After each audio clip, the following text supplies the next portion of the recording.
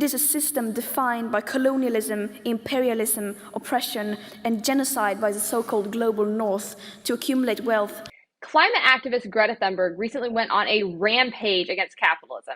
And she's actually just kind of saying the quiet part out loud, because if you read green energy policies, you'll quickly see they're mostly just a Trojan horse for bright red communism. Ironically enough, capitalism is the only reason we even care about the climate, and data shows that capitalist countries are doing the most to combat it. Watch as I explain. So at an event in London recently, the climate activist Greta Thunberg recently said the following. The planet is destabilizing. The climate and the biosphere are breaking down. We are never going back to normal again, because normal was already a crisis. What we refer to as normal is an extreme system built on exploitation of people and planet. It is a system defined by colonialism, imperialism, oppression, and genocide by the so-called global north to accumulate wealth that still shapes our current world order. Do you ever feel like these people are playing a game where they just try to work in as many woke words as they possibly can? Because that was a word salad. It is a symptom of a much larger crisis, the sustainability crisis. It has its roots in racist, oppressive extractivism that is sacrificing people and nature to maximize short-term profit for a few fortunate. We get it, Greta. You hate people making money. But do you see how they often try to conflate capitalism with climate change? And this is what their policies actually look like if you take the time to sit down and read them, which I unfortunately have to do. Instead of focusing on actual climate issues and addressing the root problems behind them, trying to come up with solutions that would meaningfully address these problems, like, I don't know, quit flying around on private jets and renting yachts. How dare you? Or maybe deregulate nuclear power so we could actually get to work in the market fixing these issues. No, instead, most of what it actually looks like is plain old wealth redistribution. And I want to be very clear. I am not a climate denier, okay?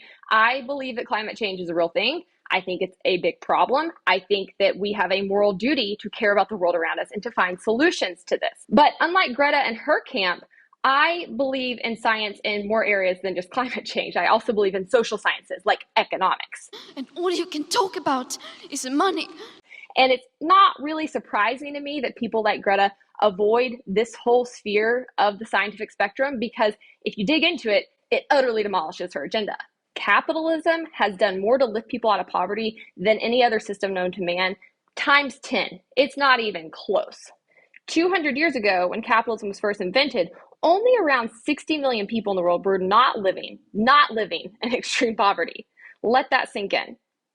But since its implementation, that number has increased to over 6.5 billion, with a B, not living in extreme poverty. What does that have to do with debunking Greta's accusation that capitalism has led to climate change? One, a basic understanding of the hierarchy of needs shows that people are quite simply unable to care about things like the climate when they're starving. We have achieved nothing.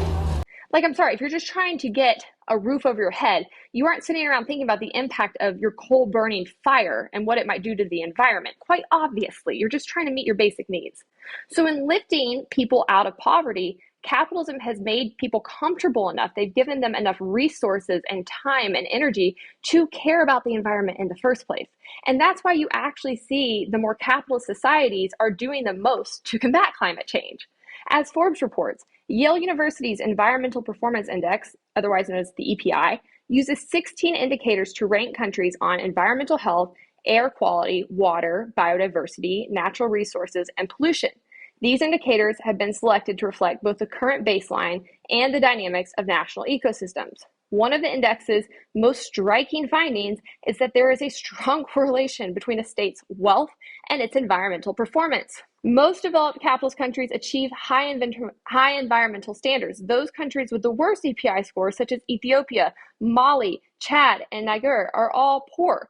They have both low investment capacity for infrastructure, including water and sanitation, and tend to have weak environmental regulatory authorities. So no, capitalism is not causing climate change, nor is it making it worse. In fact, it's kind of the hero in this whole scenario. This is all wrong.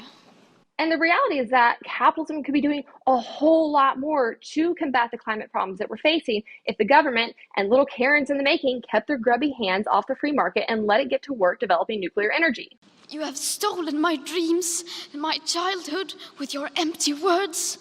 Greta may be young, but her anti-capitalist ideas are old and played out. They would do nothing but make all of us poorer, give us a lower quality of life, as we're seeing play out with Europe's energy crisis right now, and do this while letting the real culprits, the real polluters, get off the hook, which are commie countries like China. Going after capitalism does nothing to address the real problems of climate change, which is why I think people like Greta are the real science deniers. I'm Hannah Cox with Base Politics. Thanks again for tuning in. Don't forget, if you like this video, be sure to like, subscribe to my channel, and leave a comment letting me know your thoughts.